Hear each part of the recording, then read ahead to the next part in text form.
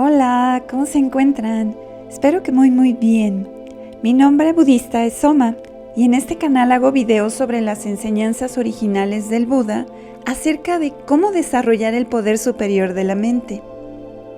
Sean todos ustedes bienvenidos. Pues este video es una introducción a una lista de reproducción que tengo sobre los fantasmas o pretas en sánscrito o petas en pali. Y hago extractos de un libro que está en el canon pali llamado Petabatu. Este contiene 51 poemas, cada uno de los cuales explica el desafortunado destino y las malas acciones de aquellos seres humanos que, al fallecer, pues renacieron en planos de sufrimiento como es el plano de los espíritus, ¿no? Normalmente se les llama espíritus hambrientos. Y hambrientos no es precisamente porque tengan hambre. Bueno, sí, pero no específicamente. Hambrientos quiere decir que están muy apegados a cosas, ¿no? A sensaciones, a personas, a lugares.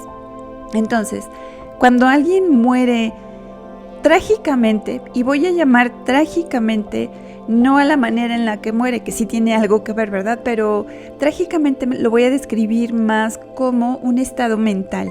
Y estas personas que mueren con una mente muy apegada, en la cual están experimentando mucho sufrimiento, porque en ese momento saben que se van a separar de todo aquello que les es querido y agradable y que no están dispuestos a hacerlo, bueno, pues normalmente eso es una situación muy desafortunada y muy poco favorecedora para un renacimiento en un mejor plano o en una mejor condición.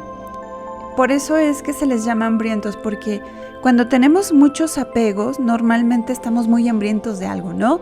Por ejemplo, si somos muy apegados a tener pareja, entonces hasta creo que hay un dicho, ¿no? Que dice tiene hambre de hombre, ¿no? Por ejemplo, en el caso de las mujeres. Y es cierto, ese apego a una pareja nos hace estar todo el tiempo buscando pareja, ¿no? O como quien tiene por ejemplo, una adicción a una sustancia, por ejemplo, al alcohol. Entonces todo el tiempo en su pensamiento lo único que hay es cómo van a conseguir alcohol, cómo. Y entonces por eso es que a los seres en este reino de pretas se les conoce como espíritus hambrientos o fantasmas hambrientos. Y así podemos seguirnos con un chorro de apegos, ¿no? De hecho, una de las cosas que nos hace renacer es el apego a la existencia, ¿no? Baba Tanja. Entonces, aquí, por ejemplo, si lo consideramos un poco a grosso modo, todos tenemos este craving, es decir, todos somos de alguna manera adictos a la existencia porque estamos adictos a las sensaciones placenteras. Aunque haya personas que también tienen un deseo por la aniquilación, ¿no? Y esto lo podemos ver en trastornos graves como, por ejemplo, la anorexia nervosa.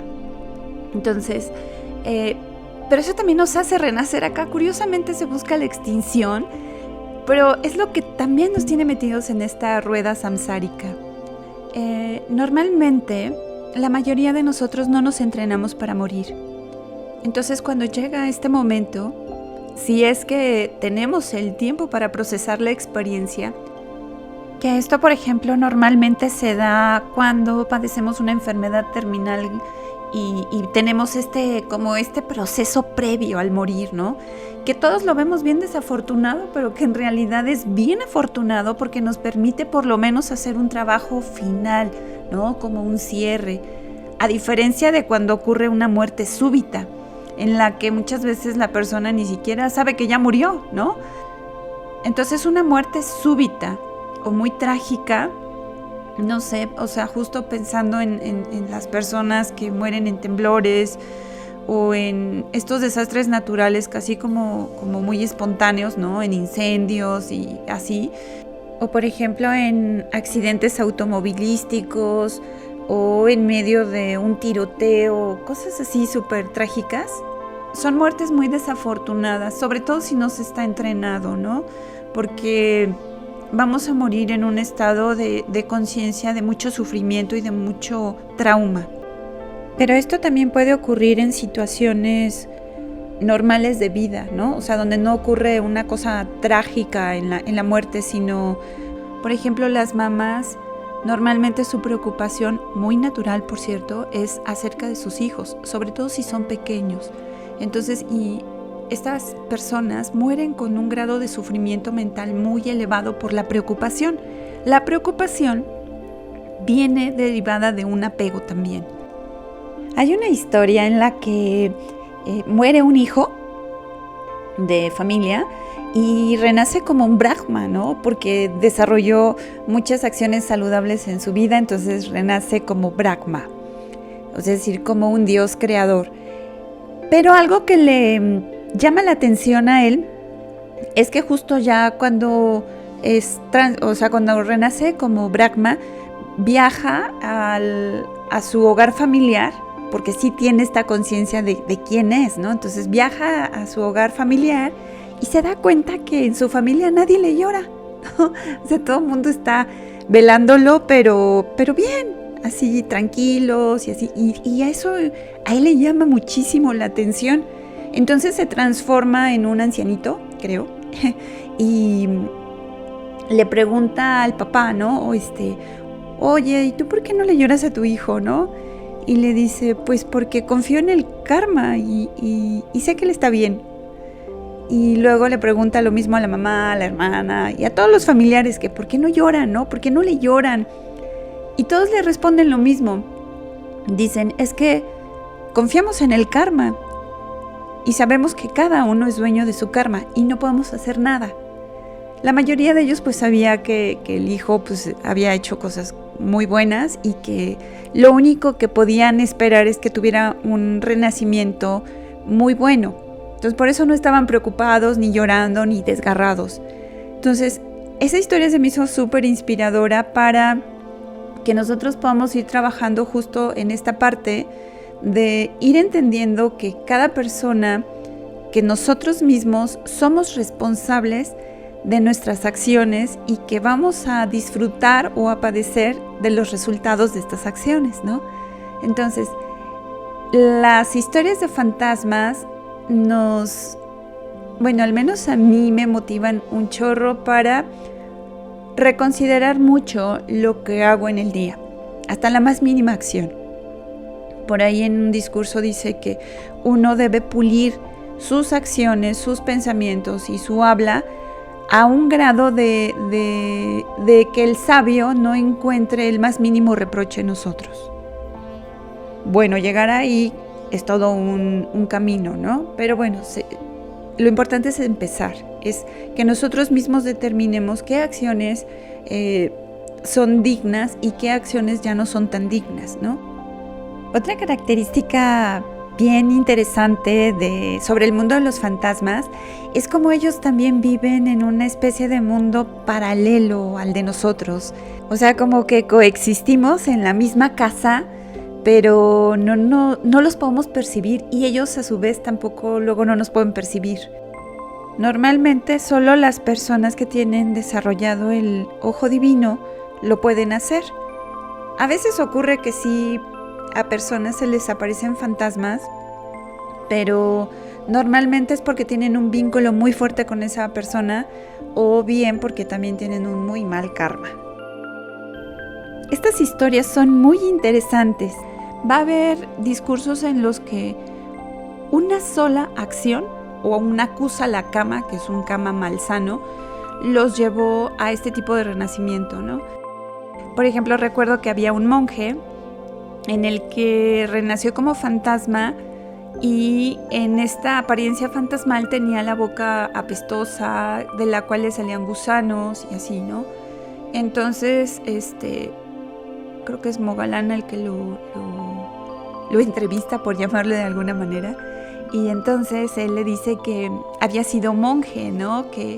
Pero que él hablaba mal de otro monje mientras fue humano, y eso lo llevó a otra... y que también tenía como un habla áspera, ¿no? Entonces eso lo llevó a renacer como fantasma y a que como fantasma tuviera una boca así toda fea, apestosa.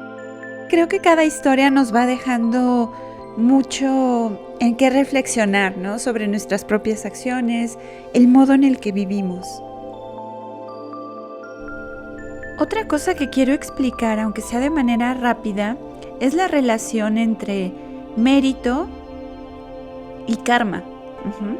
Porque aquí lo que vamos a ver es cómo las acciones saludables que los monjes o ciertos laicos hicieron, por ejemplo, ofrecer comida a la sangha o construir viviendas o cabañitas para los monjes y ofrecer el mérito de esas acciones, derivaron en que los fantasmas tuvieran un mejor tipo de vida en ese mundo fantasmal, ¿no? Y entonces aquí uno se pregunta, ¿y qué onda con el karma, no?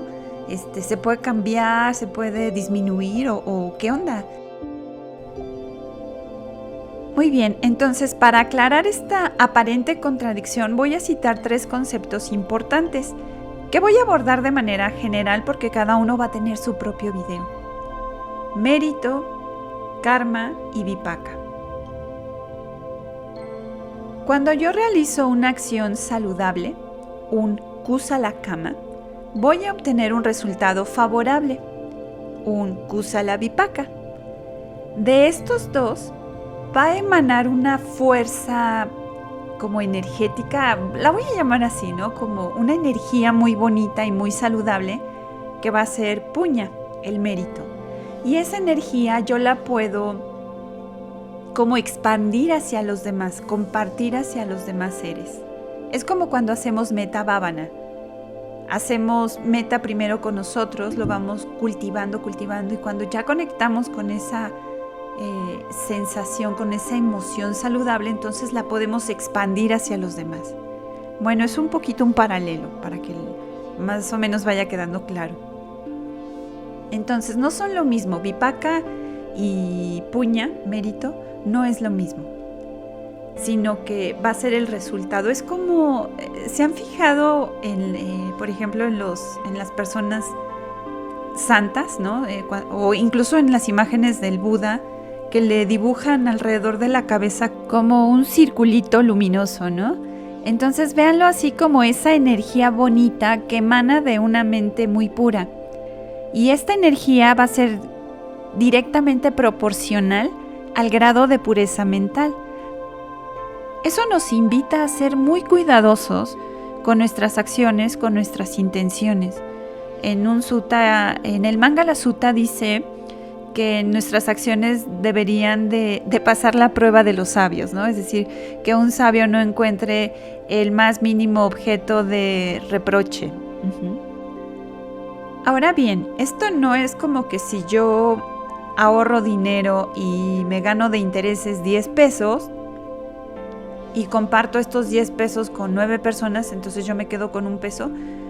No lo vean matemáticamente porque la energía no funciona como así, el mérito no funciona así, no es un concepto lineal, ¿sale?